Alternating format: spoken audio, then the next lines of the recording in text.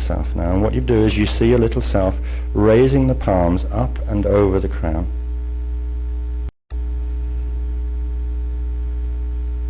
Just wait.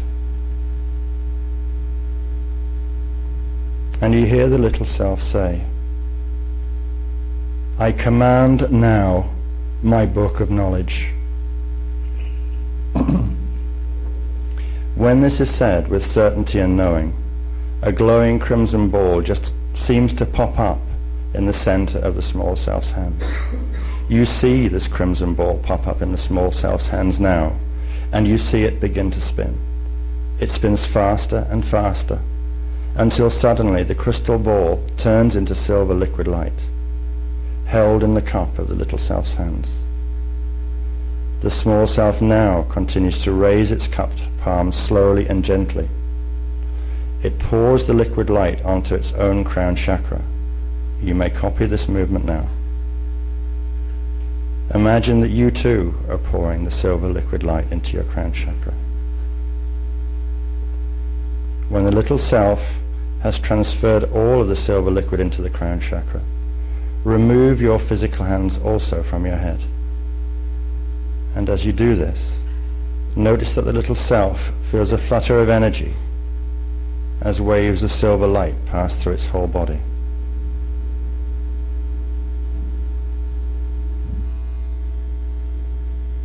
Just relax your hands now.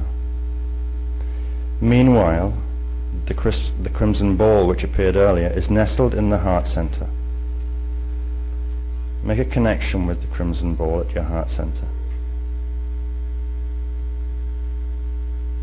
And then bring your attention back to your whole body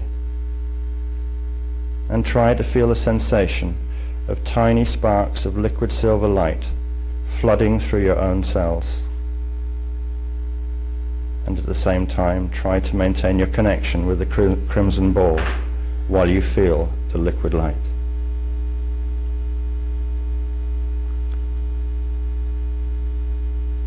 This crimson ball has the capacity to release locks on knowledge in an earthly capacity.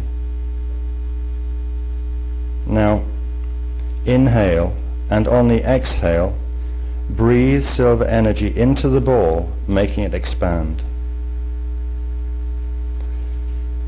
Repeat the inhale once or twice until you sense that the crimson ball has reached the size of a grapefruit.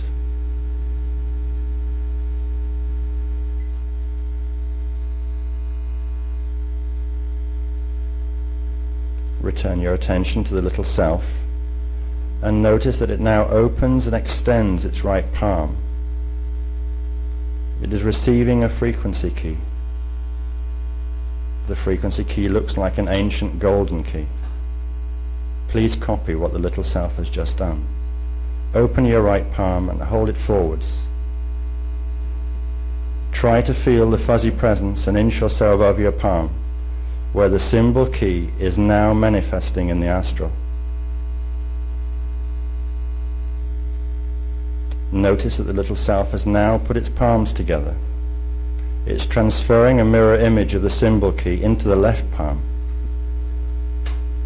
When you do this at home, from time to time the color of the key will change, though the key itself will remain the same. The small self now opens the hands and puts the palms onto the force field surrounding the crystal which holds the pineal inside. It transfers the symbols into the force field. Now, bring the back of your physical hands back up to your shoulders in the position you used a few minutes ago. Feel the force field of the crystal. Inhale, and on the exhale, transfer the symbols into the field. Doing this will temporarily release resistance in the field and allow what is present to move through you.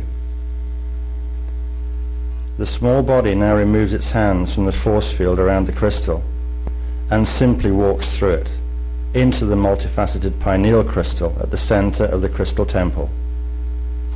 Try to sense or feel the swoosh as the little self enters,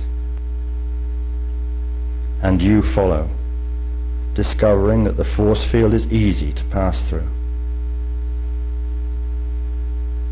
as you move inside the temple, you notice that it has grown huge. In the center, you notice a tiny gold and silver box. It sits in a small pool of light, surrounded by deep blue sapphire light. This box holds the jewel you are seeking. The little self knows the route to this box, and you follow any path that the little self takes. Everything around you is delightful, and everywhere is surrounded by deep blue sapphire light. You move forward, drawn by the knowing of the small self, both of you together as if pulled by a magnetic beam. The tiny silver gold box, surrounded by deep blue sapphire light, grows closer and closer. The deep sapphire blue all around it is lush, rich, and alive. You reach the small silver gold box and pick it up. It feels warm and soft to your touch. You open the box. Rays of multicolored light radiate out, and you see the rays radiating from a small, perfectly formed crystal. The rays are the knowledge of self, flowing up to you from the core template. The small self picks up the crystal and puts it into its mouth. Copy this yourself. Feel the sensation of the tiny crystal on your tongue. Your small self swallows the crystal with no resistance at all, and the crystal moves down to the solar plexus chakra, seat of the 3D mind. Feel yourself swallow the crystal too, and feel it move down to your own solar plexus.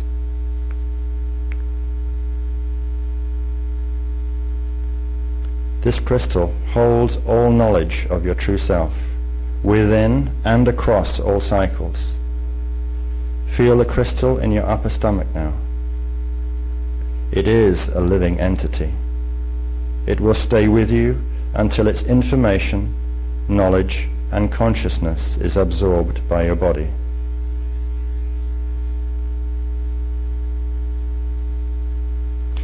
When you have time and space to fully concentrate on the textures and the movements in this exercise, you will only need to perform it once.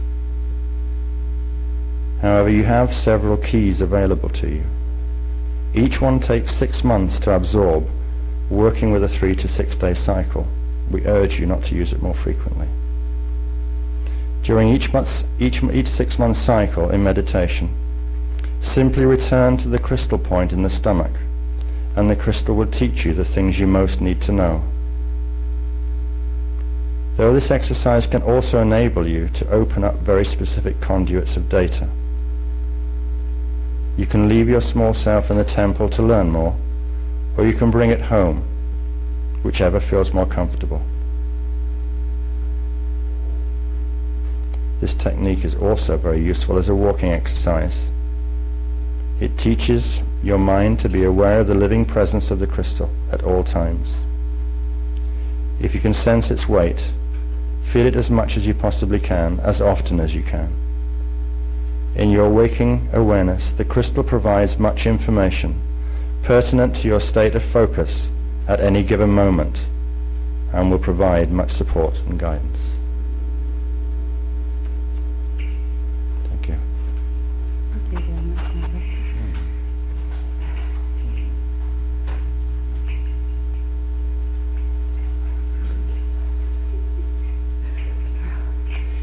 Okay. Well, they didn't kick us out yet.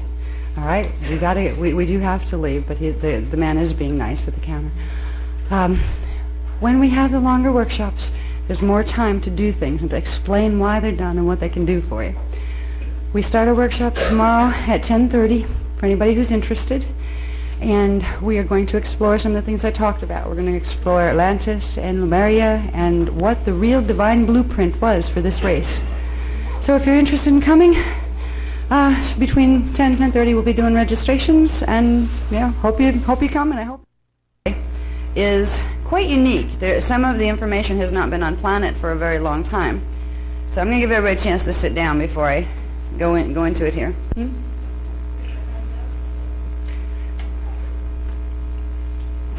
feel like I'm in a corral. Okay, I'm going to have to stand over here. Alrighty. Anyway, good morning, almost. Okay. The information that I'm planning to cover in the next 2 days, first of all, I'd like you to know that it's all very new. It's been given in the last basically 3-week period. And it's information that will end up in the second edition of Voyager Secrets of Amenti, but that's why the book is held up and nobody can get it right now, because the publisher is waiting for me to put the new data in. This information is being given to us for a reason. If it hadn't been for the fact that there's some serious issues that we're being asked to help with, they would have waited to give this information. We're being given information that some of it is so extensive that it would take probably about a 4-day workshop to cover it. But what I can do is, before the books come out, I can introduce you to some of it so you can begin working with it. You can begin using it to do something useful. One of the most important things that we're going to cover today is something called the tribal shield.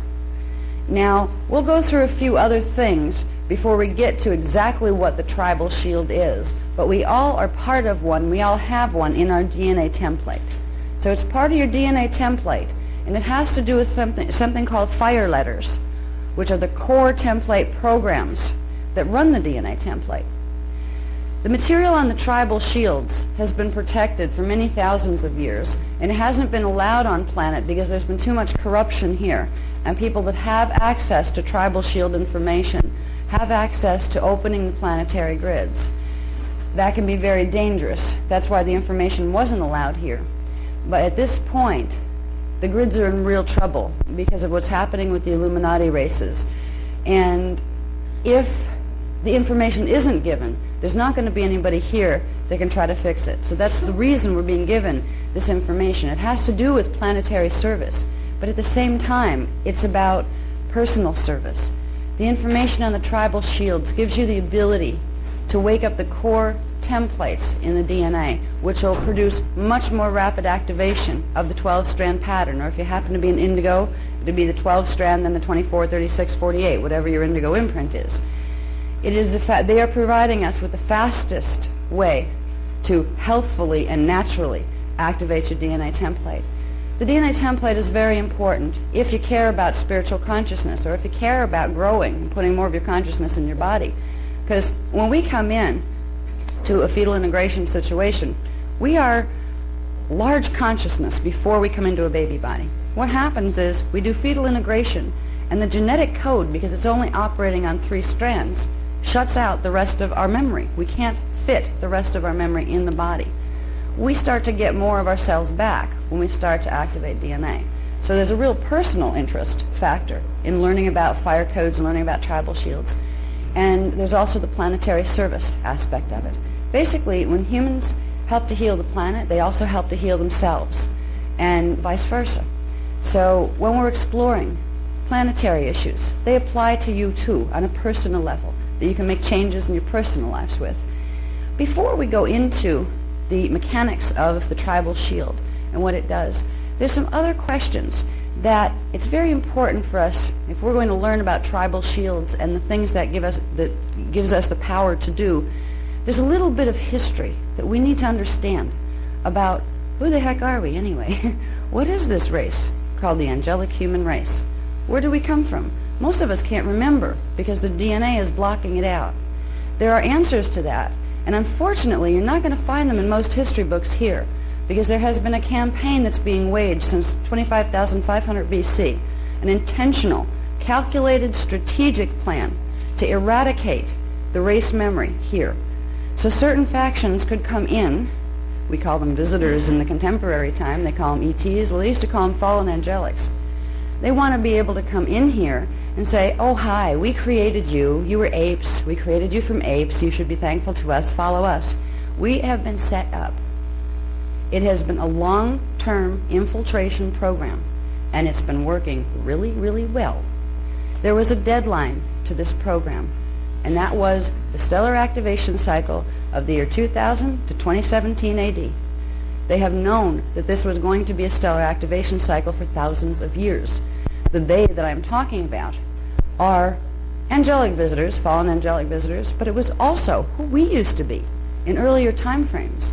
There was a system of time calculation that was built upon cycles, understanding the planetary cycles, understanding how time is simultaneous, yet can be perceived in linear fashion because of the cycles. It's like going on a train track and you can see one set of scenery. That's what time is like, but there's lots of train tracks running at the same time. We all once upon a time knew this time system.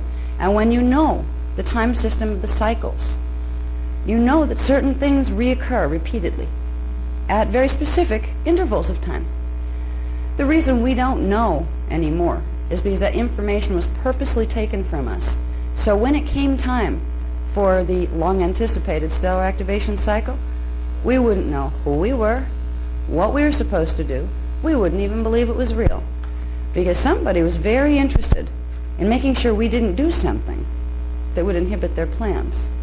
That implies that we must have a hidden power and a hidden purpose, that somebody would go to that much trouble to eradicate our race memory and try to hijack our own self-identity. So we just didn't even know that we were supposed to do something in this period of time. If we go back a little bit into history, into our history as a human race, we're going to find some interesting things.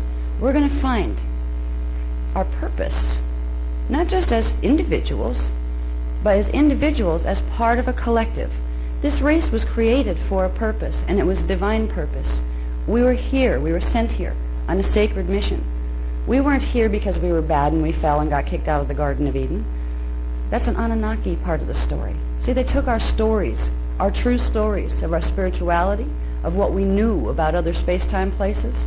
They took our relationship with God and they perverted it by putting other pieces of stories in there that weren't true. And we've been fed those stories for thousands of years. And we knew because we could feel that there was a part of truth in them, because it resonates and your heart opens. You can pick up any holy book, and somewhere in there you're going to find some stuff that really fits. Yes, this must be a good book. What we didn't realize is part of the books were edited, and sometimes you'd have about 80% good stuff and 20% stuff that made it all mean something different. If we go back and look at our history, we will find what we were created to do. And what is really amazing, when this was shown to me recently, I saw the most beautiful, eloquent design. Humans were put here by design. And it was a design that was choreographed into different time cycles at the same time. As we move through this presentation, we're going to talk about something called the cycle of the rounds. The cycle of the rounds was the divine blueprint for the human evolutionary pattern. There were 4 rounds of evolutionary cycles on planet Earth. And through those 4 rounds, we were supposed to accomplish something. For ourselves, we'd get to experience the time down here, but we were supposed to accomplish something for the planet.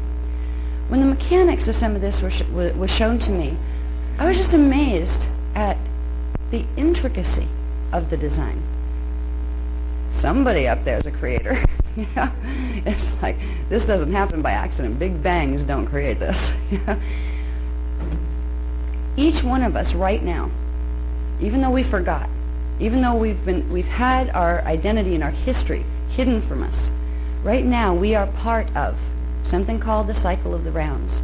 And there are other parts of our race that are planning to do certain things to help this planet in their time frames. They're depending on us to do ours. When we look at our race as it is right now on the planet, it's kind of lost. Everybody's fighting with each other. You know, there's just problems all over the place. There's no peace anymore. There's no harmony anymore. There's pseudo-peace that's filled with tension. There's people worn out from working jobs they don't like. There's people starving in parts of the country, other people having like mansions all over the place. Really imbalance of stuff here. While we're so preoccupied with all this stuff, there are, in other time vectors that are connected to this, parts of this race that are waiting for us to do something. Because if we don't do our part, their parts aren't going to work either. So we're going to get into that. And in this, the personal significance in finding this information is realizing every one of you count. And you were counted when you came here. Just because you don't get that recognition out here in the way society is structured, you were created as a frequency carrier. And without that frequency, a part of the pattern falls apart. Each one of us is part of a divine pattern that was put here to do something, that we'll get into what that something is. It's a very specific mission we were sent on. So here, we'll get into it. First, I'll talk about the Magi Grail line, the angelic human heritage. The word Magi has several meanings. It basically comes out of an affiliation with a race called the Maharaji. The Maharaji are a density 2 race, which means from dimension 4, 5, 6. They are human. They are an advanced human. They are the original genetic code from which the contemporary indigo children come from. So they would have 24 to 48 strand DNA templates. They're blue. They're blue humans. They look a lot like us, but they're taller. They don't have much hair, but they are quite human, and they are a strain of humans that were created out of the same core seed race that we were created out of. They were created on Terra, just like we were, and they were seeded into Sirius B, where we were seeded into Earth and into Tara and Gaia. The Maharaji have served as guardians for us. They're not the only ones, but in density 2, they're the ones that have looked over us and tried to help us. They have literally come in here with spaceships and waged war with ones who are trying to stomp out our race. Some of that's recorded in the Mahabharata, which is a Sanskrit text that talks about certain wars when they came in with the ships, the flying ships. The blue people, some of the blue people aren't the Maharaji. Some of them are other strains that have mixed with negative factions of ETs or fallen angelics. They're involved with actually the Montauk Project, and they were involved with the Thule Society and the Nazi movement. These are not the same blue people. When I talk about the Maharaji, these are beings that have really one purpose for staying in manifestation, because it brings them joy to help, because they care. It's a way of their expressing love. So they've stuck around a lot. Now, Magi race lines are the human, the earth human version of the Maharaji. It's another name for an indigo child. Angelic humans come in several forms, and they're all just as blessed and just as important. The minimum DNA strand template that an angelic human has is 12 strand template. The Maharaji go from 13 up to 48 and anywhere in there. It wasn't, when the human races were created and seeded here, the differences in the gene codes weren't created to put somebody in charge over somebody smaller. The reason there were differences in the gene codes is because the whole group of us, as equal beings before entering manifestation, knew that the planetary grids could not sustain a full race that had 48 strand DNA templates. They needed certain amounts of 48 strand DNA templates to run certain frequencies here. But the grids couldn't hold a whole race that way. So some of us agreed to have the larger templates, and you got larger responsibility with it. And some of us agreed to take the smaller ones. But when these agreements were made, we were all equal and we knew it. Nobody looked down at, was angry because you have more than I do, and nobody looked down at the other because, I have more DNA than you. It wasn't like that. We were created as a team, and we worked as a team for a long time until we were taught not to. Now, the Maharaji and the Magi lines, this is the true genetic ascendancy of this race. What we have been programmed for many thousands of years now to believe is that we somehow have an affiliation with apes. We somehow came out of apes. This is not true. Tomorrow we're going to get into exactly where that came from. Because it came from the Anunnaki, because they're the ones that came out of apes. And they have been trying to make it look like we are a product of their genetic experimentation here. And that is not true. So we'll get into that a little bit tomorrow. But one thing we need to understand, all the things that you've learned about what it means to be human, all the things that you've been told from churches and religious systems that say you're a sinful race, you're bad, God's mad at you, you got kicked out of the Garden of Eden, These have been fed to us to make us lesser than what we are, because it was known that we are creators, and what we think we will manifest. Those who were messing with us knew that. So what did they get us to think? You're lowly, sinful, pathetic creatures, a step up from animals. Because if we believed it enough, we'd start acting that way. We've been tricked into using our own minds against ourselves. So one of the things, when we start exploring what is our potential, what are we here to do, and how can I make my own life better, you need to have enough freedom of mind to say, you know, there's so much garbage that's been dumped here as far as ideas in the last 25,000 years. Might as well start over. Let's try some new ones.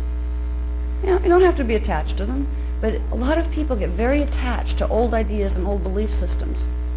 Rather than saying, well, I'll take what's good there and what works and what's moving me into greater evolution, they're afraid to let go of the parts that are holding them back. You probably wouldn't be here if you fit into that category. Most people that listen to this work at all are not people who are stuck totally in the past where they're going to hold on to a doctrine or just one book. They want to know more. And I'm glad you're here. I'm glad you're the type of people who want to know more, because there's a ton of stuff to know.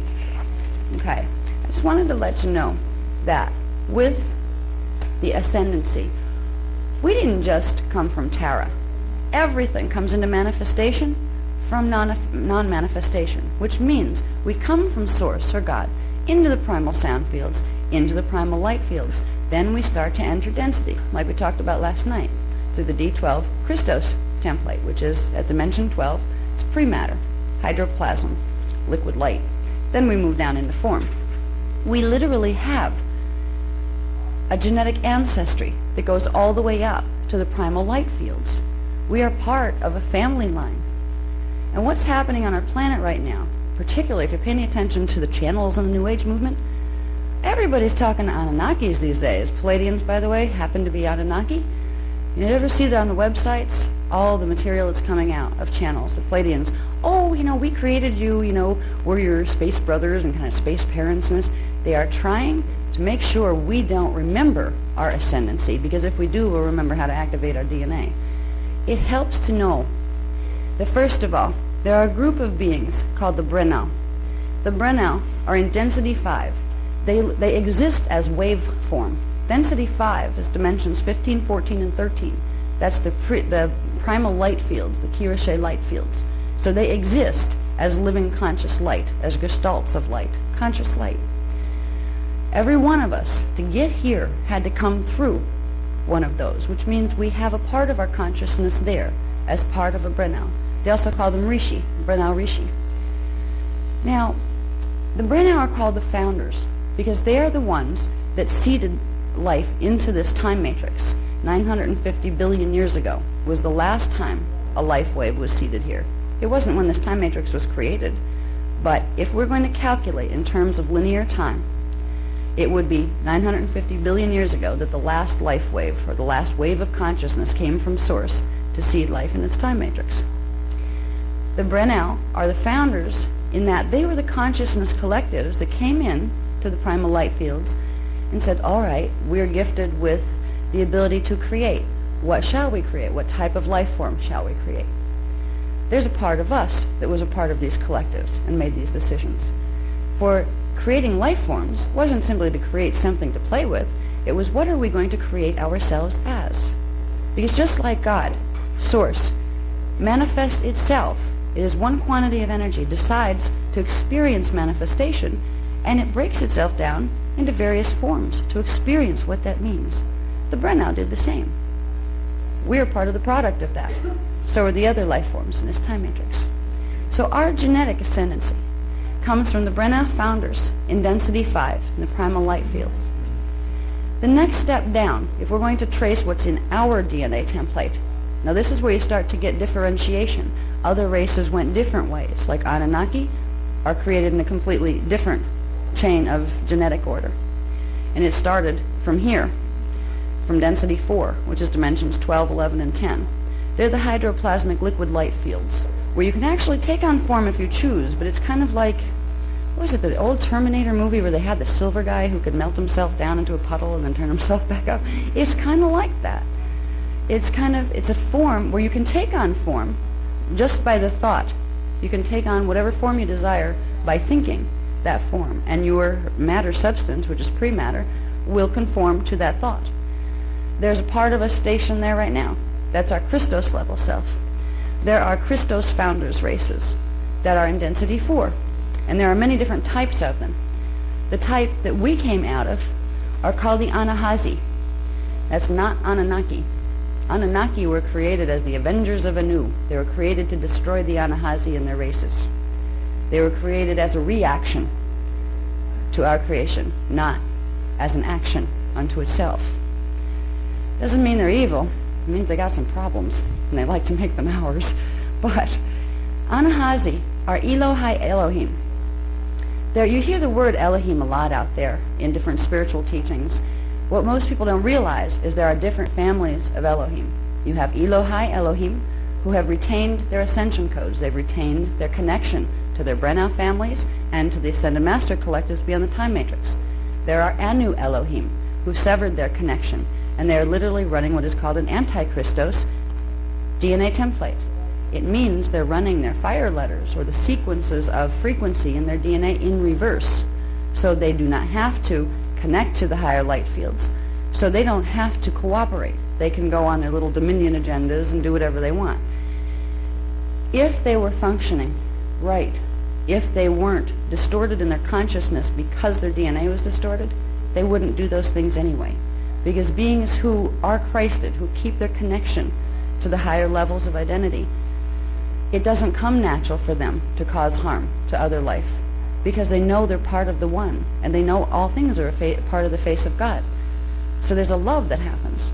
But when a being has distortion in their manifestation template, which can happen kind of by accident, it's called code convolution. It's kind of like inbreeding here. If you have a small family that keeps having children together, you start getting mutations in the DNA templates that weren't expected or desired. That happened when the founders in density 5 and density 4 were creating new life fields. They had a limited selection for a while with their own life fields, and some of them had code convolution, which is like inbreeding. This is where the fallen races came from. And they were never hated or considered evil, but their actions had to be stopped because they were destroying other things in this time matrix. Now, we were not a fallen race. The story about the original sin, I'm not going to go into that right now because that would take too long for today, but it will be in the Voyagers Volume 2 update, the second printing of that. You're going to be surprised at where that came from. It started way before humans were even created. So there is a story about an original sin. And the simple sin was that what was done created mutations in the DNA templates of everything in this time matrix, because somebody blew up a Stargate on purpose. The original sin was blowing up Stargate 12, which was the density 4 Stargate. If that Stargate does not work, everything below it is stuck in the time matrix, and it can't ascend, and it can't get back out. That gate has been repaired since then. That was 250 billion years ago when that happened. That was before humans were created. But anyway, this is our lineup.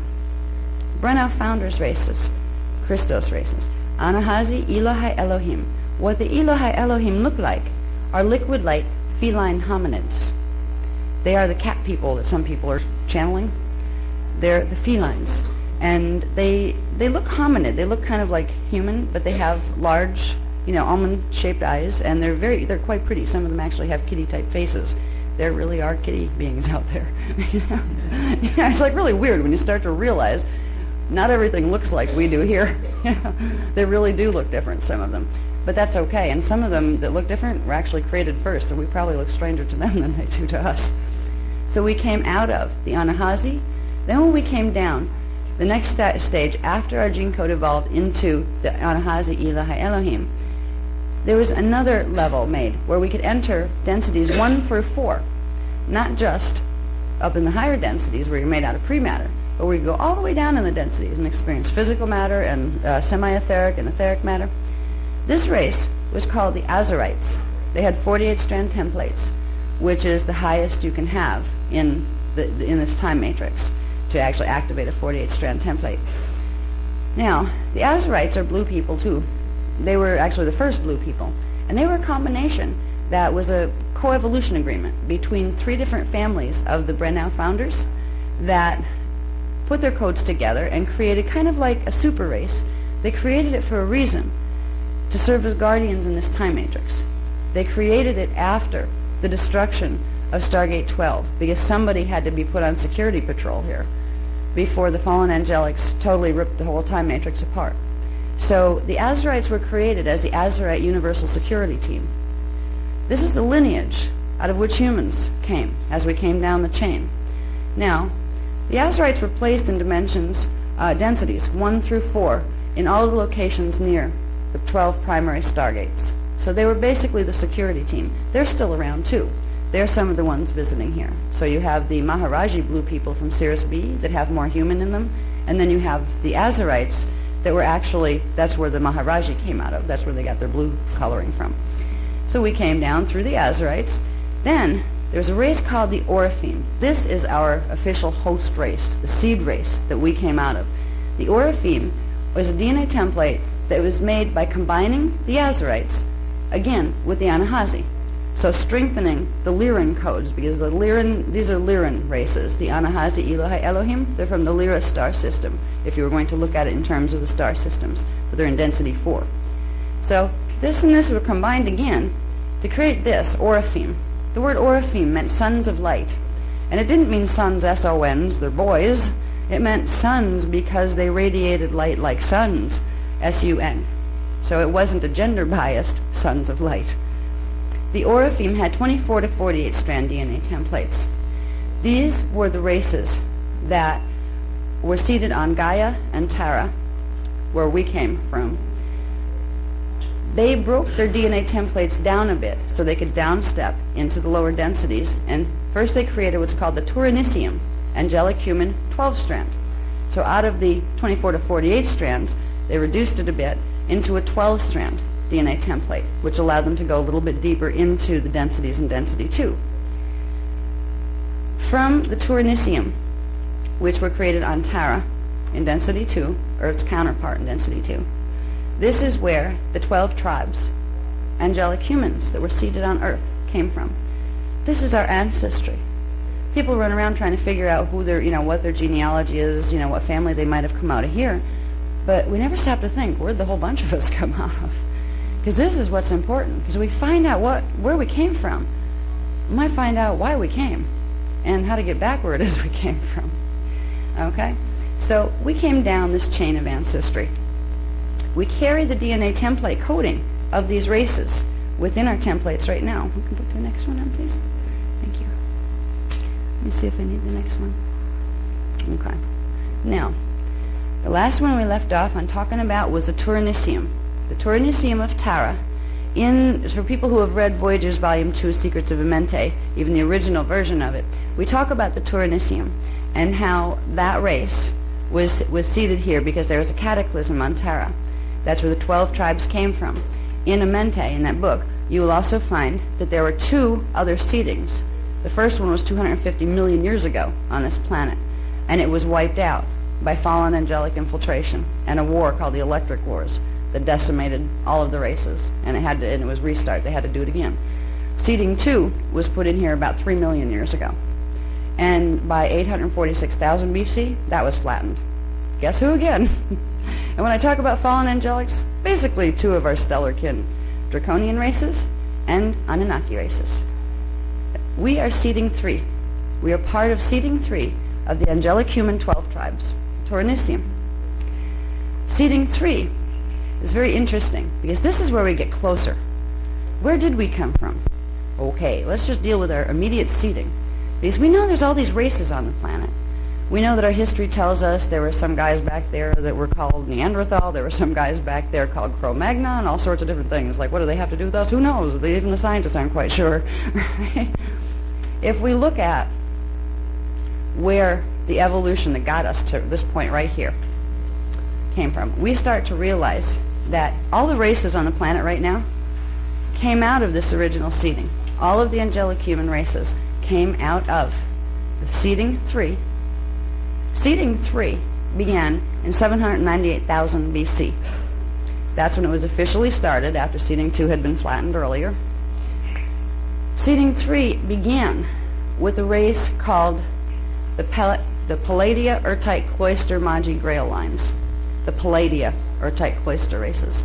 Now the Urtite race was a host race that was created out of 2 strains of angelic humans from seeding 2 that had gone into exile in the Pleiades in density 2 when everything was getting blown up down here. They had come back. The remnants of that race had come back because they'd been commissioned to begin to start seeding 3, and they found a few survivors of some of the root races that were here from seeding 2 they'd actually gone into inner Earth, and they came back out. So they combined their gene codes and they created a race line called the Urtites that would serve as the host race. It would have all of the necessary DNA template codings that would go with the planetary grids, which we'll get into later. In that time period, they were breatharians. These were the ones I was talking a little bit about yesterday. They did not need to eat. They didn't even need to drink because they could directly interface with the energy in the atmosphere and bring enough energy in to self-sustain. They had immortal bodies. They could keep them alive as long as they wanted to. They didn't get sick. They didn't have to.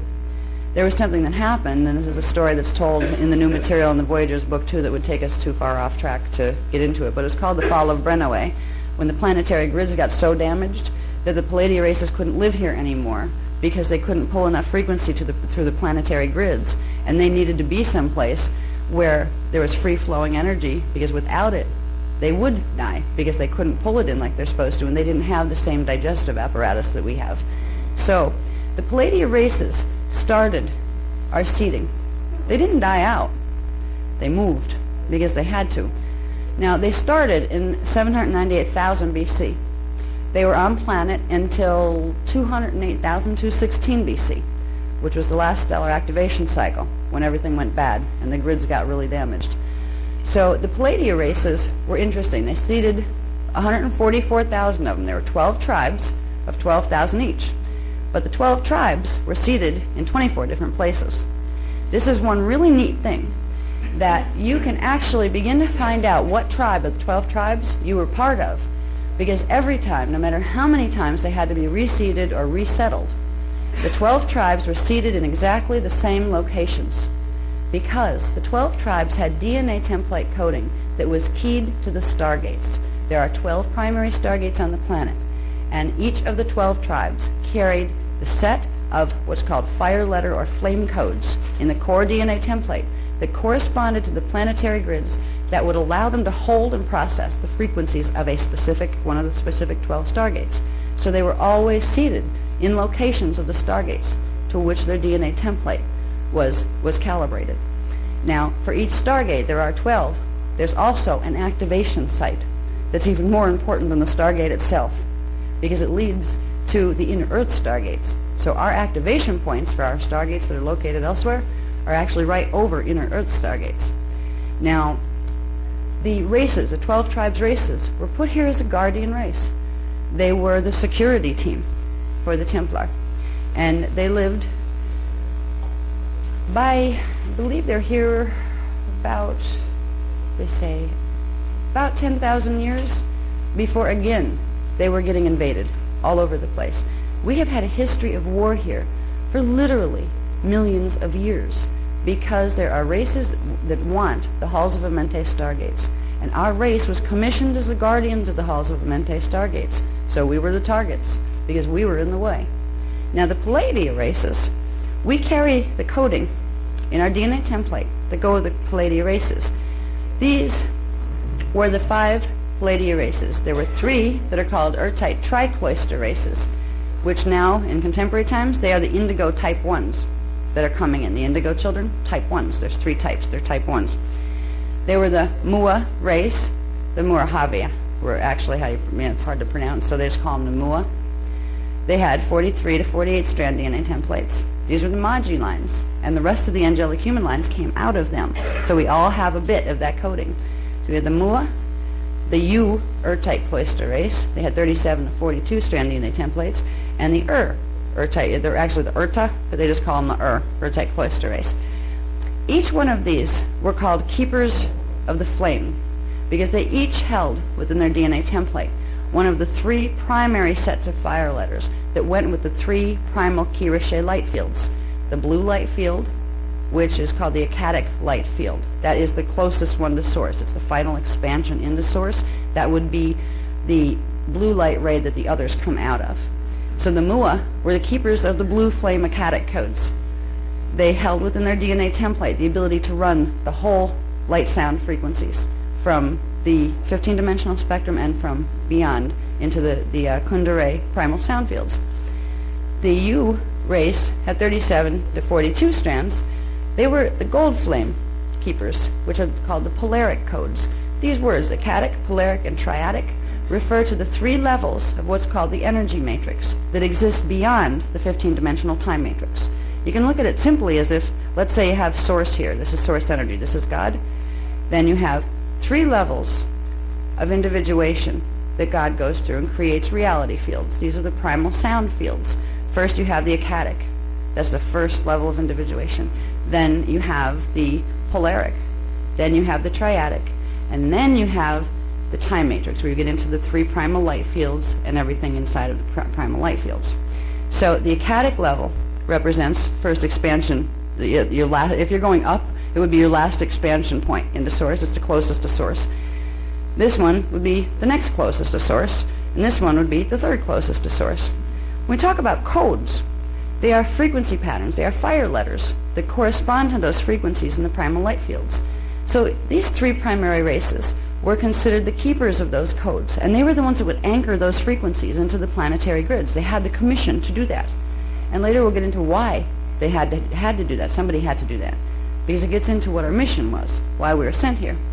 Now, these three races came in at the same time, 798,000 BC. These came in with them. These were called bicloister races. There was the Brenoa Urtite cloister, which was the Mua and the U put together. So it had part of the coding of each of those. They were keepers of the blue-gold flame. They didn't have all of the blue or all of the gold. They had part of each.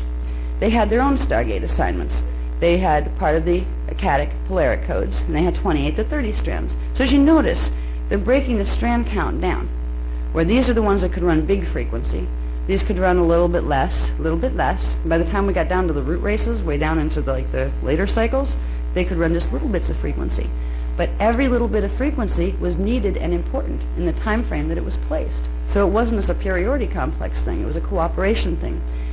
In the ancient days, the races that had smaller DNA templates loved the races, the Magi races, because the Magi held for them the knowledge that they couldn't hold in their own body. And the Magi loved them and would treat them very well. They were never mistreated. There was a love that went between them.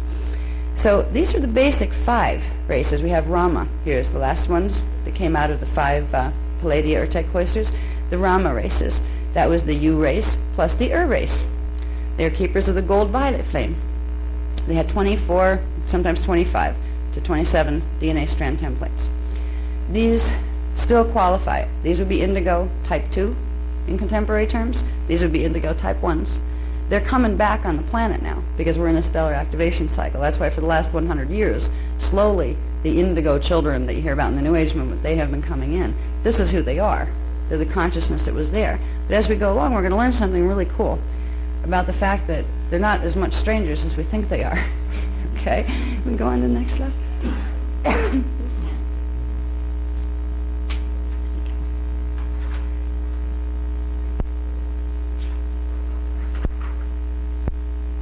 This is where it starts to get fun. The cycle of the rounds, the evolutionary divine blueprint of this race, of the Palladia races. Seeding 3, we had the 5 Palladia races came in. But it was part of a bigger pattern. The seeding 3 12 tribes, they were seeded on Earth in 4 different interconnected time cycles, each one with a set of different types of DNA templates. They were all seeded at the same time. Now, if we remember what we talked about a little bit yesterday, time is simultaneous. That means they're there in their time vector right now. We're here in our time vector. They're interconnected. We are a part of this, and they are a part of what we're doing in our society now. Now, the evolutionary cycle of the rounds, it was the secret of the rounds that has been hidden here for thousands and thousands of years. Because what the rounds were understanding how the planetary grids worked, how the stargates worked, and how the DNA worked with them, and how beings could interlink across time bands to bring in frequency, to create a certain effect. The effect was called the planetary Christos realignment. It was a mission about anchoring in the planetary grids the planet's own D12 Christos template that had been damaged in the fall from Terra. Now that fall from Terra is talked about in the Secrets of Amente book. That will be out soon for anybody who hasn't seen it, but I don't like to go over stuff because a lot of people are familiar with that already, and I want to bore you to death. But anyway, the planetary grids were damaged. This is where we get into our mission. This cycle of the rounds evolutionary blueprint wasn't a haphazard, let's throw some people down there and see what they do. We agreed to come in on a commission that would help restore the natural alignment of the fire letter sequences in Earth's planetary grids. Just like DNA templates, manifestation templates are built on fire letters, which are consolidated points of frequency. They're little frequency areas that hold very specific combinations of frequency into alignment, which creates the basic pattern upon which matter can manifest. Everything has fire letter sequences. Every biological form, every matter form. If you would look at it from a higher dimensional level, you would see it as an energy form. And if you looked into what structures are in that energy form, you would find little symbol codes. They look like symbols to your mind. What they are is mathematical encodings that are telling the wave bands, the frequency wave bands, how to cross through each other and how to interact with each other. They're controlling the rates of vibration and oscillation in energy patterns.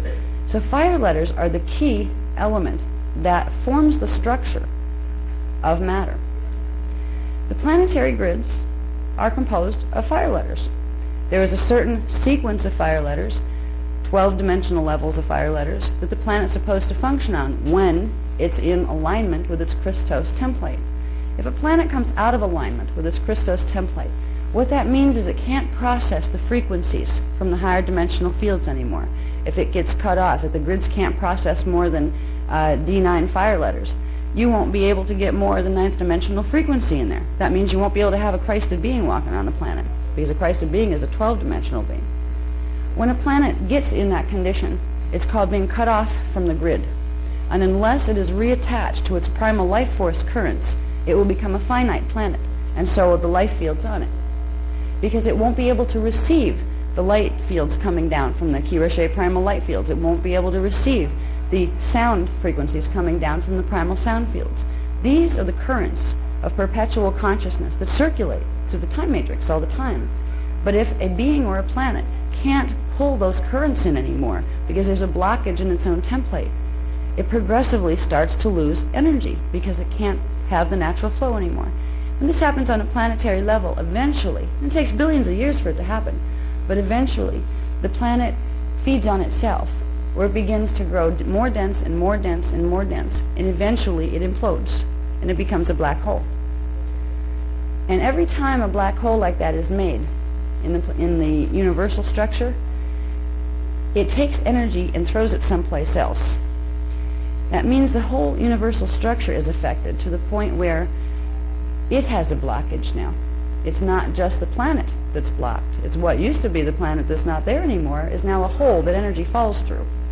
So it can cause a major problem if you have a time matrix with 4 universes in it and you have a whole bunch of planets turning into black holes. You're going to lose the energy out of that universe. It's going to go someplace else in a disharmonic, chaotic form. And you're going to lose the life field in the time matrix. It will not be able to sustain life anymore. So when a planet gets in trouble like that, there are the guardian races, the Brennau from Density 5, and a group called the they call them Ascended Masters, but that term is horribly abused in the New Age movement, so I prefer their term that they call themselves, which is Janus. And it means of the Unici, really, and the Unici is the word they use for the central point, the one consciousness. That's their word for God. It doesn't matter what you call God, but they call themselves the Janus. They are beings that are stations of consciousness that never come into manifestation. They sustain the primal sound fields, and the primal sound fields are consciousness, and it is the consciousness of the Janus that gives the primal sound fields consciousness. So they are like the first expressions of source, and they are like cosmic consciousness. When a time matrix or a planetary system gets in trouble, to the point where it's going to be jeopardizing other systems as well, there are teams sent in on the repair work. There are teams sent in to put it back to its natural primal order so the perpetual life cycle can continue. The human race was created as one of those teams. In fact, we were created to replace the original team, the Azarites that were created. The Azarites were created 250 billion years ago, and they got very tired. They were the same ascended masters coming into manifestation, serving as the galactic police. They got really tired with it. And they decided, let's have a new life wave come in of ones who ascended masters who want to come into flesh, and we'll take over, and we'll create a race form that will have even more advantages as far as the frequencies it can hold and the planetary systems it can go into. This is where humans, the decision to make humans was created. That's where we ended up with crossing the Azarites with the Anahazi to make the Oraphim, to get the Turanissime out of them, to get us. So we were created with a very sacred mission. Had to do with this planet, but also had to do with guarding the universal stargates, the 12 dimensions of the universal stargates. Okay, now, back to the evolutionary rounds, because you're going to hear this a lot, the cycle of the rounds. And when I say that, I hope it'll jump in your mind, oh yeah, that's the evolutionary blueprint, the race evolutionary blueprint, because that's really all it is. It's not some big mysterious thing. But the cycle of the rounds are fascinating because it's an intertime connection that we have with 3 other rounds of evolution. They're aware of us. We're not aware of them yet. But we're in a stellar activation cycle when the timelines cross over each other and the timelines blend. This is when we can open to each other. And there may be a time, if things don't get rough here, when we'll actually be able to meet some of them. The funniest part is we'll be meeting ourselves. You know how you hear about reincarnation? Well, it puts a whole new twist on it if you take that and the concept of simultaneous time all in the same boat. That means, wait a minute, I'm born and I die, but then I don't come back? No, it means you're born in several different places at once. And there is the possibility of, if those time vectors come together, you could actually meet yourself. And you would be looking at yourself and you would look different than you do here. But you would be able to recognize, oh, that's us. Yeah, that's us. We may have the opportunity to do that if things go well. We may be able to meet some of the races, some of the Palladia races that were seated here in 798,000 BC, because their time vector is still there. Time is a very interesting thing. It appears to move backwards and forwards, but it doesn't. It really just sits still. It's our consciousness that moves through it. The patterns of identity that are imbued in time are eternal. While we are here, our other selves will be here too. It gets a little tricky to try to even conceptualize it in a linear frame. That's why when I try to teach people a little bit about time, about how to get out of the linear focus, it helps to try things like astral projection. Or try to remember dreams when you find yourself in this kind of strange time space where it's larger. You just feel like your awareness is expanded, and time works a little different. Like you might find yourself dreaming 4 dreams all at the same time and standing back and going, yeah, I'm doing this, aren't I? This is more the real nature of time. Now, I'm not going to get into a heavy thing on time right now because it will just be confusing, and it will take us out of where I want to go with this. Because what I want to do, before we have to leave tonight, I want to take you through some fascinating information that has to do with the 12 tribes. I want to expose a little trickery that's been done to this race and why it's been done. And I want to give what they gave me. I spent all night last night doing, because they finally gave it to me. These names, there are names, 12 names of 12 tribes that were the original names. The names are very important, and I won't tell you why yet, but we'll get to that. The importance has to do with sound and what sound does to DNA. And we'll come back to this now, and we'll get back to the tribal shield, because that's where that's going. The evolutionary rounds. We are round 4. We are part of what is round 4. Now, oh, by the way, these things, You don't have to read them all. If you are interested in this, we'll have them as a chart pack by tomorrow. But it's because it was just, given to us last night. We hadn't have time. I would have been 3 more hours late if I waited at Kinko's. So this is available if you want it. Can I see the other one? This, God bless my husband, because he pasted this up for me yesterday. And this one. I'm sure to use that. That was a lot of work. And it wouldn't be here if he hadn't helped. Okay. This, the cycle of the rounds for seeding 3. Remember, we're seeding 3 because the other 2 got wiped out. Now, over here, let me straighten that out just a little. Making me dizzy. Looking at it there. A little straighter. I know. Okay. Now, we have round 1. We talked about a little bit, the 5 Palladia Earth-type cloister races. Their cycle ran from 798,000 BC to 208,216 BC. Now, if you follow the linear track of time, something did happen to them, except the place before it happened, they're still there. That's where we're going to be able to intersect with them. Now, what happened to the Palladia races in their linear vector was there was an attack made by Draconian races during a stellar activation cycle, and they came in to try to raid the stargates, and they partially got control of the grids. And these races were not wiped out, but they were taken off planet in evac. So were most other things, because the Guardian races were going to come in to try to secure the stargates, and they knew it was going to make it roll if they tried to shut the stargates. But if they didn't, the Draconian forces were going to raid all the way up the density levels and get control of the time matrix. So the Palladia races had a little problem.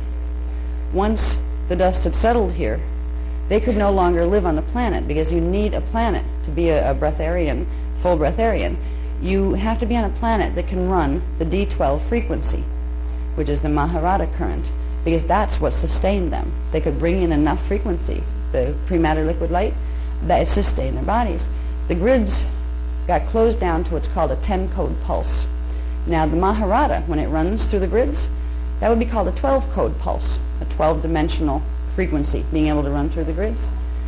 10-code pulse cut it off. 2 of the frequencies that are normally supposed to come in could not come in. The 8th dimensional frequency and the 12th were cut out. The breatharians couldn't live on the planet anymore, so they had to be put someplace else than they were. Now, the next one that came in were called the 5 Earth-type cloister races. We lost the word Palladia, so these are just Earth-type cloister races. They were seated back here, 208,100 BC. So that it didn't take them too long to get the grids restabilized that time, to put the races back on. But the Earth-type cloister races, they came out of the Palladia races, but there were genetic adjustments made to them. The adjustments were so they could live on a 10-code planet, which means they had to have a biology that was capable of eating. Because if you can't bring in the Maharata current, you're not going to be able to self-sustain. You're going to need to consume something outside of yourself to sustain enough energy to keep your body alive. So they came in with closer to what we would consider human as far as the insides. The other ones looked like us on the outside, but they were much taller. But on the inside, they were quite different because they didn't have digestive apparatus like we do. They didn't need it. When the Earth-type cloisters came in, they did. They had your basic stomach and intestines and like teeth, things you need to eat. So they were a little bit different than the race that came before them. They were on planet till 75,000 BC. When there was another cataclysm, and right around there was another glacial period, because every time there was a major cataclysm that had anywhere near a stellar activation cycle potential, because stellar activation cycles can happen once every 26,556 years. Actually, the cycle is that long. It can actually happen at 4 different periods, but only one of those periods within that time period, and only under certain conditions. Every time we got near a potential stellar activation cycle, the place was raided. If we look back in our history and we find, oh, there was a glacial period here and oh, a glacial period there, 90% of the glacial periods didn't happen by accident. They happened either because we got raided and the grids were crashed, which throws the place into pole spin, and then the weather patterns go crazy because the electromagnetic fields go crazy for a while. Or there are several of them that were intentionally created to make races move out of certain areas where stargates were. So some of them were intentionally created. Once upon a time, there was something called firmament crystals in the Atlantian period, and way before that, even in the Palladia periods. They had a technology that could use selenite crystal rods that they brought in from Sirius B that are much bigger than the ones that you would find here, selenite crystal. They would erect them in certain ways corresponding to the stargates, and they would create what was called a hydrosuspension field. It was a way of atomizing water and freezing it quickly and suspending it into the atmosphere and making 2 layers of it with a heat layer in between. And if you regulated the frequencies coming from the selenite rods the right way, you would have climate control. You could have global climate control. If you wanted it to rain, you'd move the heat up in a certain area and it would create an interaction. That would create rainfall. Now, of course, if you keep doing that, you're going to deplete your hydrosuspension field. So there was a back kick that would draw literally ocean water up, desalinate it, and turn it back into the hydrosuspension field. However, it's great to have climate control on the planet. But if somebody doesn't like you and comes in and crashes your crystals, you're going to have big floods, and you're going to have grids going out of whack again. So there were several periods of glacial periods that were created for that because of that. They weren't accidents, they were intentional. Because the fallen angelics knew that, well, if we want that Stargate and they're in our way, that's one way to get them out. You know? It wasn't always easy to come in and raid directly, because you had in Sirius B, which is one of the closest places to get to from density 2, they can get here very quickly compared to some other places because of the way the vortices run. There's a direct vortice that runs from Sirius B to this planet. It comes down in Kauai, Hawaii. It's called the Halls of Amareya. It was where seeding 2 was seeded through. It was an extra portal that was put in to connect those 2 places. So races that raid here have to be very careful not to cross into the Sirius B area, because there will be guardian blockage. They will find themselves in the middle of problems. Excuse me, no, you're not going there. So it's always been like a sneaky infiltration. But anyway, in 75,000 BC, there was another typical. Now, some of the history is going to be revealed in the book that's coming out, in the rewrites for Voyagers Volume 2. It shows this bizarre pattern. Talk about history repeating itself over and over and over again. It's the same thing. One of them came in, they messed up what we were trying to do with the grids, they tried to take control of the grids, and somebody got wiped out, and the place rolled. This has happened repeatedly here. Okay? So again, the Urtite cloister races, there are 5 of them. They went down. Most of them were evac. They were taken into inner Earth, and a lot of them just evolved from there. Now, round 3, 5 cloister races. These guys, if you notice the strand counts, DNA, we started with 43 to 48, and they progressively got smaller, The round 2 were smaller than the round 1s. The round 3s are smaller. Here we're getting into, there's the 12-strand pattern. And here are the basic cloister races. They had strand 7 through 12, and they had 1 to 5, and this one had 1 to 4. They were all missing 1. They were taking 1 out to break them down to create what's called the root races, which were the round 4 cycle. If you also notice, down here, you have these guys, the Palladia races, some of them incarnated with modified form with these. So you had round 1 and 2 combining. Then you had rounds 1, 2, and 3 combining here. So you had little bits of the other 2 coming in with these. By the time you got to round 4, you had rounds 1, 2, 3, and 4, along with the root races. So right now, in our race cycle, that really started in 71,000 BC, that's when the root races started to be put here. We have literally all of those. We fit into one of those. One of those is our family line. Over here we have the blue flame races. In this middle one we have the blue gold. In the total center one we have the gold, and we have the gold violet and the violet. This can tell you some interesting things about the way the evolutionary blueprint was structured. There is an eloquent design to this, and you're part of that design. Your DNA template has a place within this. Now, can we move to the next one? Thank you. Now we're going to get into the sacred mission that has to do with that design, with the fact that you're part of that 4 rounds, those 4 different rounds of the evolutionary cycles of the rounds. Angelic humanity's original sacred mission. We were supposed to correct the fire letter sequences in Earth's planetary shields. This, I mentioned before, was called the Christos Realignment Mission. It wasn't supposed to be hard. It wouldn't be hard if we hadn't been zapped and we don't remember who we are or how to do it. It sounds, most people, if you tried to tell this to people on the street, they'd be like, huh? DNA, what's that? You know, some of them know what DNA is, but what do you mean DNA in planetary grids? We've lost touch with our connection to the Earth that was always there. That was done on purpose because we have a purpose here. We're in a stellar activation cycle now. There are probabilities that are not the line of ones we came out of in the future, because if, as I was describing in those other rounds, they met with a destiny that was not positive. They got invaded and the grids crashed. This is going to be our karmic bleed through again, as it was in round 2 from round 1, in round 3 from round 2. We have a chance to link with a whole different probability vector, which means there is a different set of time cycles and lines that are interwoven with this, but where it went right, where each one of those races didn't get flattened, where they did get their part of the Christos Realignment Mission done. We can end up as one of the ones that don't get it done, or we can shift our time continuum into an area where it was done, link our frequencies with theirs, they'll pull us up and out of it. This is what will stop a repeat of the history.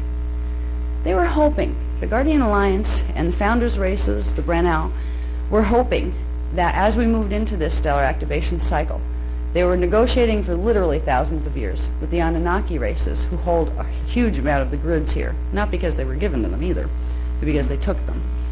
They were negotiating with them. Say, look, you have some of your races on the planet, we have ours. Why don't we do this peaceful? You know, if you let it roll, your guys are going to be killed too. They don't care. They'll just evac another settlement committee out. They agreed that they would assist, and they pulled out at the last minute. That's why all of a sudden, all this information is being given. In September, on September 12th of 2000, they broke the final agreement, and they joined with the Dracs, with the Draconian races, in a united resistance that issued an edict of war to the Guardian races. They said, it's war unless you pull out now. Take 50,000 of your indigo children out. We'll let you do that. Then leave the rest of them. Leave them alone. It wasn't a very good bargain. And you don't intimidate Guardians that way. They said no. And they said, fine. Then we're at war. Now, war there doesn't mean we're going to come in with big cannons. Not unless they get really desperate. What it means is they're going to play games behind the scenes. That's what's happening here. Right now, we're in a position that since 25,500 BC, the Nibiru and Anunnaki from density 2, actually Nibiru dips into density 1 cycles and then cycles back out through its orbit out by Searsby, and it goes into density 2. So it's a planet that actually shifts in frequency from density 1 to density 2. When they come into density 1, that's when they terrorize us. They also have what's called a battle star that they like to also call their planet, so we never know when it's coming or when it's going. The battle star is put in the opposite orbit. So when the planet goes out on its 3,600 and some year orbit, the battle star comes in because they've been monitoring us for thousands of years. They got control of Stargate 4, which is the solar Stargate that connects to Giza. That connects to Giza, Egypt here. Connects to the Great Pyramid, which used to be a teleport station before that was knocked out of alignment. As long as Nibiru is controlling the alignment of Earth's planetary magnetic fields, they will not be able to align the right way with the solar magnetic fields to be able to handle that universal life force current. Just like we talked about last night, we talked about having the Kirishe, the Maharata, and the Antankarana running through you. Well, the planet has it running through it too. Right now, instead of a vertical line, you have a vertical line coming down until you hit D4. Then it shifts over to Nibiru instead of being a straight line. And then it reverses, because Nibiru spins in a reverse orbit, because they reverse the fire letter sequences in their planetary grids. That's what they're trying to do here.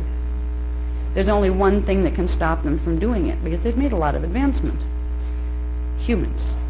Angelic humans. Who remember that they have the DNA templates that go with the planetary grids that run the sequences in the right way.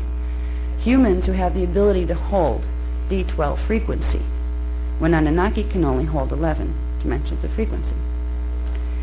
Right now, we're being asked to fulfill our sacred mission because the angelic races and the fallen angelic races who have been at this for thousands of years are coming in for the final conflict. They have made so much progress, the fallen angelics, particularly the Anunnaki. Everybody thinks the Dracs are the bad guys. Well, they're not the great guys, for sure. But they have D10 consciousness. The Anunnaki races, the fallen angelic Anunnaki races, have D11 consciousness. It's a whole notch above. They're smarter, they're trickier. They almost gloat sometimes. There's an arrogance that comes with that race that you can see sometimes bleeding through humans that have part Anunnaki gene codes because they've hybridized here. An arrogance level that comes through with race supremacy. And a real just, I'm better than you because I am. You know, this kind of stuff. This is such an Anunnaki vibe. Such a distortion of their gene code.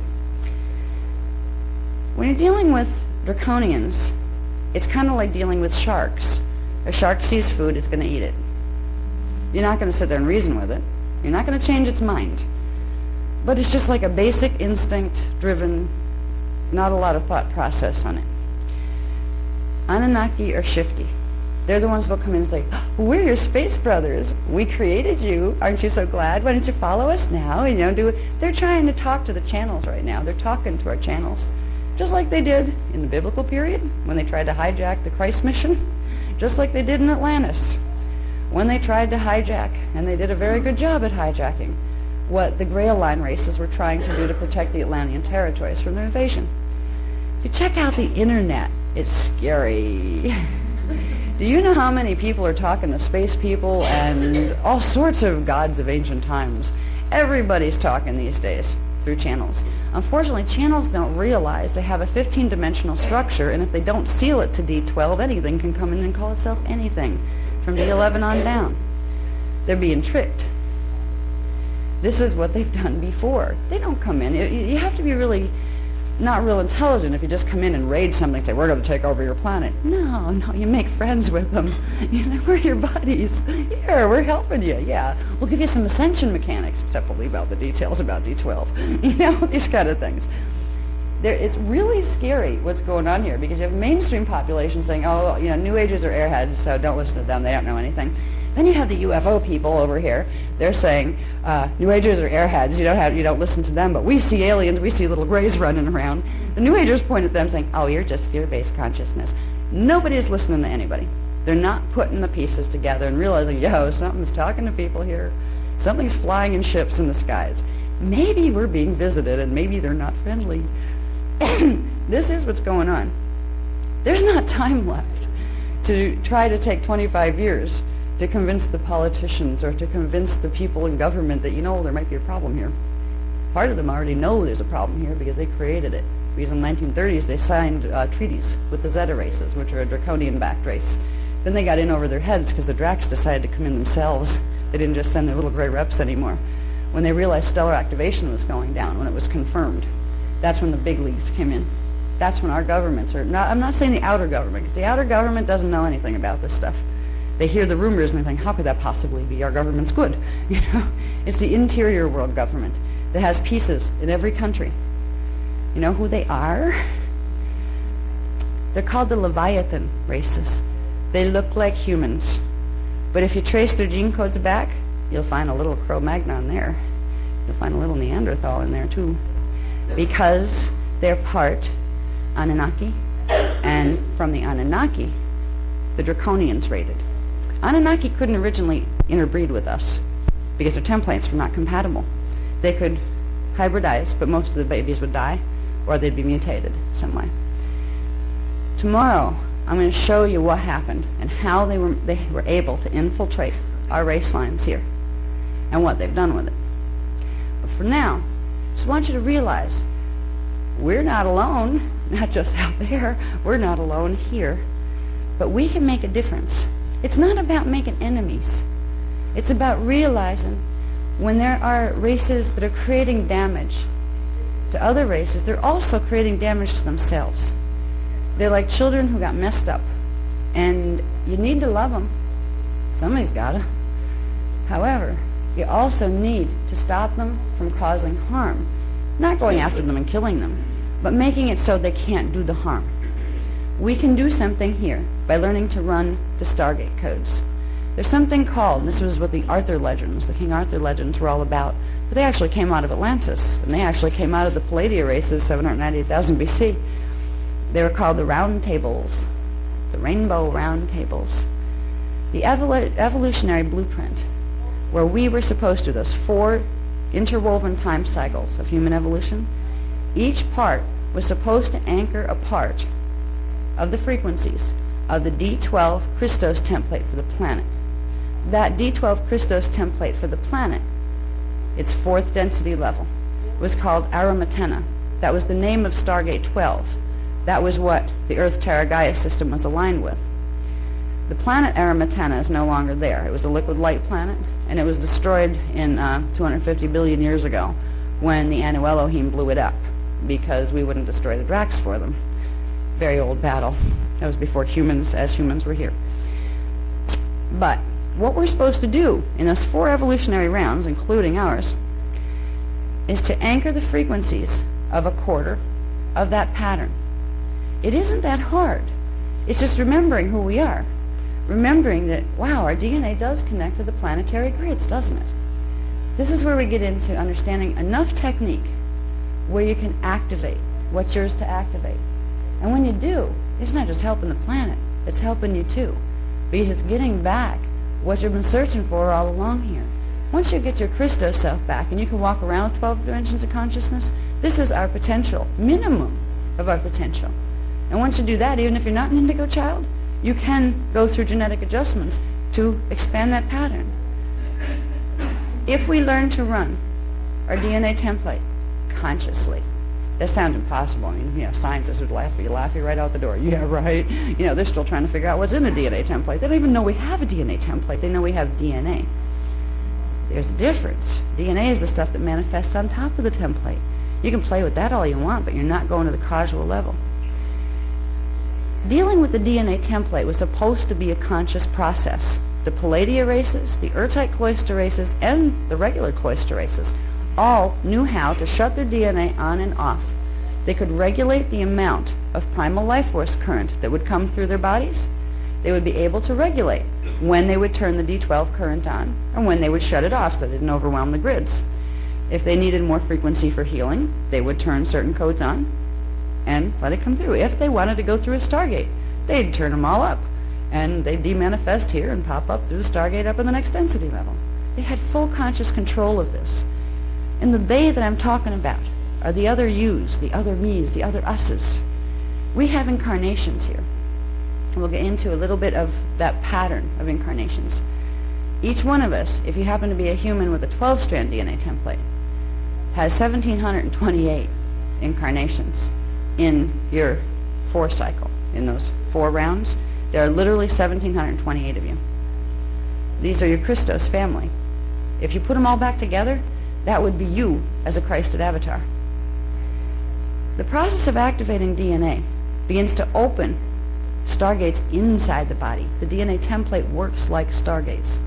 They're internal stargates that open up the frequencies between those different time vectors where you can start to pull in your consciousness from the other places, where that self and this one start to realize, oh yeah, I'm an eternal self that's manifesting in several different places now for several different reasons. Totally shifts how you view yourself. I know the shift and I can describe it because I moved through it, and it's fascinating to look back on how you used to look at things. You don't quite catch it while it's happening. It's like your DNA activates, you get caught up in stuff, you're doing your own things, and after a while you realize you just know yourself in a new way. I know myself, and I have full conscious memory of I don't have full conscious memory of all 1,728 yet. I can't hold it all in the body yet. But I have a good, maybe 200 of them with very clear memory, and I can connect with them. I can't always get the whole sequence. This is how it starts when your strands activate. This is what it means to open the windows. You get to the point where you can look out the eyes of some of the others and realize, oh, that's me too there. It's like all of a sudden you realize you're an eternal actor on an eternal stage, and you're wearing this costume and this personality here and this one here. you start to realize, first of all, you'll find that you come in every shape and size. You're male, you're female, you're black, you're white, you're Caucasian, you're speckled. I mean, there's all sorts of things you're going to find that will really dissolve any prejudices you have. Because if you're prejudiced against something, it probably has something to do with the fact that you have one, and you're having a problem with it. There's something coming up from it that's bothering you, so you're projecting it outside on somebody else. If we could realize we're part of this mission, we're not only part of it. At this point, for this time vector, we have the ability to run the Stargate codes. It will help us, but it'll help to get the frequency into the planet that will allow us to make a time continuum shift. That time continuum shift is called the Bridge Zone Project. We have until June of 2002 to get it to a certain place of frequency. If it doesn't get there by then, the Guardians are going to have to go to Plan B, which is evac. And they'll get anybody out into inner Earth that they can, that has the DNA template activation that can sustain that. And as long as you're nice, because we're not going to let a bunch of invaders in that are going to take over inner Earth. But I'm sure most of you are nice. So anyway, we're in the middle of an immense drama. It's like better than Sci-Fi Channel.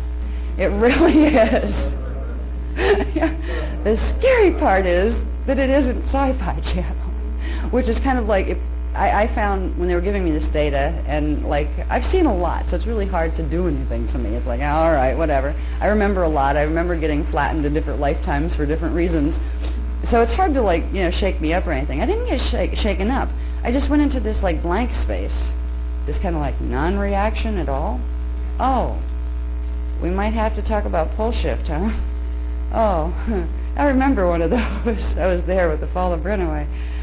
There will be a delay factor. You'll think about the things you heard here and go, wow, yeah, some of that feels right. Pole shift? Pole shift seems like such an unbelievable thing. It couldn't happen to us, especially in America. Nothing happens to America, right? We've been safe, when there's wars and stuff, they're over there someplace, We're raised to think that nothing's going to happen to us ever, which makes us just a little vulnerable. In case it does, we're going to be devastated. Oh my God, it can happen to us. It's not about being afraid. It's about being effective. There are literally, because people who run the Mahabharata current, who learn how to turn on the DNA, you can take 12 of them, and you probably need, let me get a number. How many? Okay. We just got some commentary. About 78,000 people that don't have it turned on. That wasn't my number. I got a little bit of somebody threw that down at me. Let's say you have 78,000 people that don't have the higher codes in the DNA turned on, and you have a dozen who do. The dozen has more power to shift the grids than the 78,000. It won't take that many. That's why every person counts. That's why it's not we're saying, oh my God, it's such a big problem, we can't do anything about it. Look at all of the ones that are sleepers. Look at all the ones that don't care. Look at all the ones that are Illuminati, that really wanted to go into pole shift. It can be overwhelming if you look at it that way. But if you realize the power you have in starting to reclaim what's yours and what lives right within you, it's not a scary thing. There's basically two scenarios. Either it will pole shift or it won't. It's going to be a scenario that manifests in the next 10 years. The next 10 years. I listen to my daughter. She's in college now. And she's talking about, she's going to college and she wants to get into media and, she wants to grow up and be a TV personality. And saying, I hope they have TV by then. It's very hard to plan on exactly what you're going to do in 10 years if you don't know which way it's going to go. Because if you found out it was really going to go, then it's like, where's my credit card? Might as well enjoy it while I can. I don't have one, so I wouldn't do that. But you'd have a whole different orientation if you knew one way or the other. If somebody said, oh, well, there's no way to stop it. It's going to be pole shift. Here's what you can do if you don't want to die on the planet. There's an evac plan. Okay, let's do evac. That would be the natural survival instinct. But we're in a situation that is unnerving because we don't know which way it's going to go. And what's going to determine which way it's going to go is human participation. It will depend on how many rainbow round tables how many signet councils, a signet is a stargate, how many groups of people we can get together, train them how to activate in their DNA the tribal shield. And once that's activated, how to run the codes into the planetary grids, into the right stargates. What we're going to do today, before this is over, we're going to activate the tribal shields. And you know, they've been telling me about this. You're going to activate the tribal shields. Well, will you tell me how to activate the tribal shield? Because you haven't told me yet either. I've been talking to them with it, for like weeks on this. They told me we were going to teach tribal shield activation. I was like, well, great. I'll be able to do that. When you teach me what you're talking about? Well, they told me last night.